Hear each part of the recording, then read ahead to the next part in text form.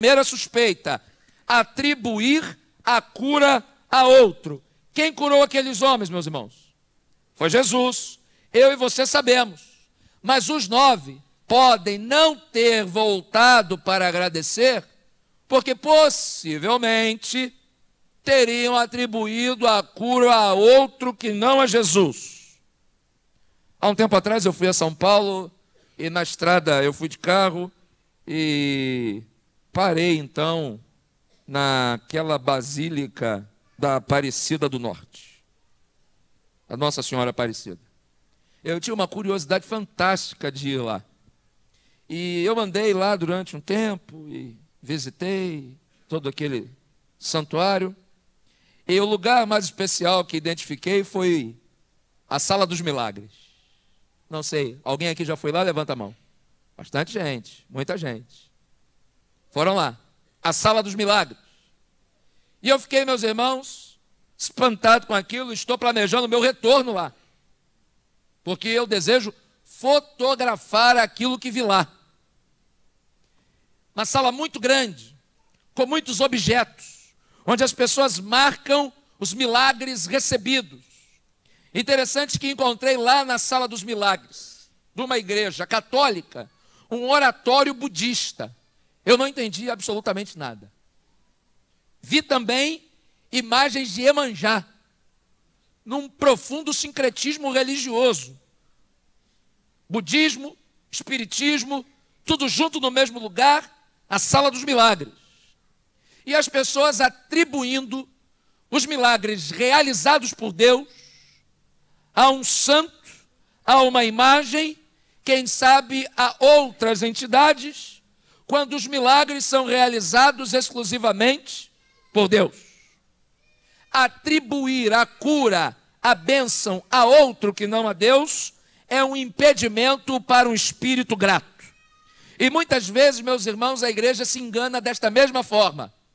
Nós atribuímos o sucesso da igreja aos pastores que por ela passaram, não sem mensurar com justiça o valor de cada um deles, mas muitas vezes atribuímos o sucesso da igreja aos pastores que por ela passaram.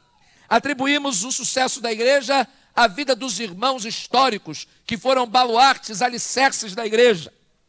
Atribuímos o sucesso da igreja à precisão do seu trabalho, à organização da sua estrutura, ao seu recurso financeiro, quando na verdade nada disso seria suficiente sem o milagre de Deus na vida da igreja. E sabe de uma coisa? Aqueles 9 talvez tiveram esta atitude, atribuir a cura a outro que não a Jesus. Eu suspeitei disso baseado no verso número 14 do texto que nós lemos. Em Lucas 17, versículo 14, quando estes homens vêm até Jesus e dizem: Jesus, tem piedade de nós. Jesus diz o que a eles? Vocês vão se mostrar a quem? Aos sacerdotes. E a Bíblia diz que, indo eles, ficaram limpos. A minha suspeita é a seguinte: os 9 não voltaram para agradecer porque imaginaram que quem curou foi o sacerdote. Eles estavam indo e Jesus diz: vão lá se mostrar ao sacerdote. Diz a Bíblia que indo ficaram curados. Ou seja, quem sabe o sacerdote nos curou. A religião judaica nos curou. Acreditaram talvez que a religião os havia levado a experimentar a graça de ter o seu corpo limpo da lepra. E meus irmãos, quando Jesus curou, não perceberam e acreditaram, quem sabe, que o sacerdote havia curado. Preste atenção, Jesus diz a eles: vão lá e se apresentem aos sacerdotes por um motivo muito simples. O leproso, ele é isolado do contato com as pessoas, ele é maldito, ele é marginal, ele fica fora do muro da cidade, ele não entra em Jerusalém. Dizem os historiadores que carregavam guizos, cordões com guizos, e quando viam alguém a grande distância, precisavam balançar aquele guizo e gritar: leproso, leproso, para que as pessoas pudessem desviar deles. No caso de uma cura miraculosa, e por isso a ordem de Jesus, quem deveria atestar que estavam curados era quem? O sacerdote, para dar salvo-conduto para a volta deles à sociedade. Jesus os manda ao sacerdote com mais um objetivo, para deixar claro o seu poder. O sumo sacerdote, que que já incomodado estava com Jesus, precisava conhecer o poder de Deus manifesto na cura daqueles 10 homens. Por isso Jesus disse a eles: vão lá e se apresentem aos sacerdotes. Mas esses homens, talvez cegados da fé, não percebem que a cura foi dada por Jesus, mas estão acreditando a cura a outro que não a Jesus.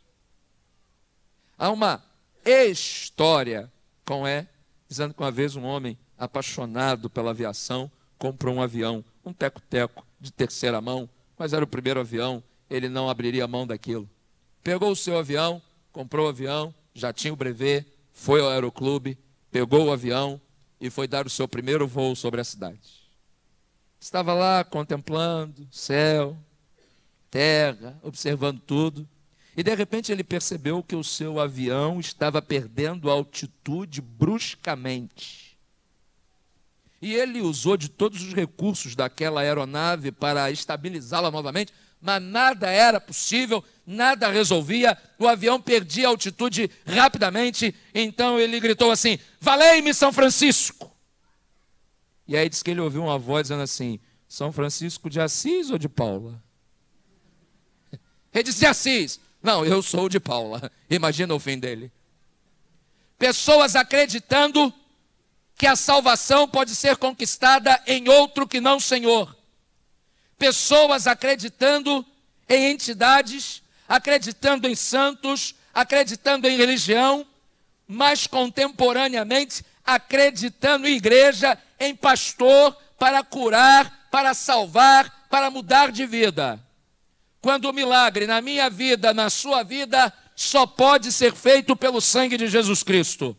Só o nome de Jesus de Nazaré pode mudar a nossa história. E Ele nos mantém santos, fiéis, unidos como igreja, pelo seu poder. A minha habilidade, a minha competência como igreja de Cristo, nada é sem o sangue de Jesus sobre nós. A minha primeira suspeita, pela qual os 9 não voltaram para agradecer, é esta: atribuir a cura a outro que não a Jesus. Eu tenho uma segunda suspeita, eu disse que são 3. Eu vou partir para a segunda. A minha segunda suspeita é a seguinte: eu acredito que também pode ser que eles tenham achado que Jesus não fez mais do que a obrigação dele. Afinal de contas, muita gente conhecia Jesus como curandeiro. Então, ele não está fazendo mais do que a obrigação dele. Ele tem que curar. Jesus não é para curar, ele não é poderoso, então ele que trata de curar. E se não curar, a gente pega você, viu? Pode ser. Tenho imaginado isso. Assim como muitas pessoas dentro das nossas igrejas contraem uma enfermidade, elas acham que Deus tem que curar de todo jeito. E meus irmãos, às vezes não cura. Tem gente que morre e fica morto mesmo, morreu, acabou. E é crente em Cristo, crente em Jesus. Nós vivemos essa experiência o tempo todo o tempo, conhecemos esta realidade. Cuidado com quem prega algo diferente disso, porque não tem base na Escritura Sagrada. Eu imagino que os 9 não voltaram para agradecer, porque imaginaram: Deus não está fazendo mais do que a obrigação dele. Jesus é curandeiro, ele tem mais que curar. Você acha que Jesus é um curandeiro? Se acha que ele é um curandeiro, então ele passou a função de servo e você de patrão. Ele não é curandeiro. Mas talvez esses homens acreditaram nisso. Jesus tem que curar.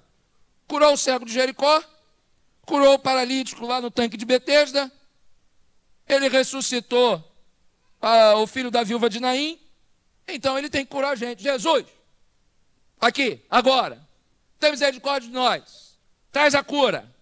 Agradecer o quê? A quem não faz mais do que a obrigação. E há muita gente se comportando assim, por isso não é grato a Deus. Há uns anos atrás eu estava indo para casa e passei no mercado e comprei uma porção de coisas que as minhas filhas gostam, né? Comprei aqueles negócio de todinho, caro demais aquilo, meu Deus, mas elas gostam. Biscoito passatempo, recheado. Levei aquelas coisas de criança comer. Só comprei aquilo. Entrei em casa, elas estavam vendo televisão, e disse: papai trouxe para vocês. Mas pegaram aquele saco do mercado, abriram, fizeram uma grande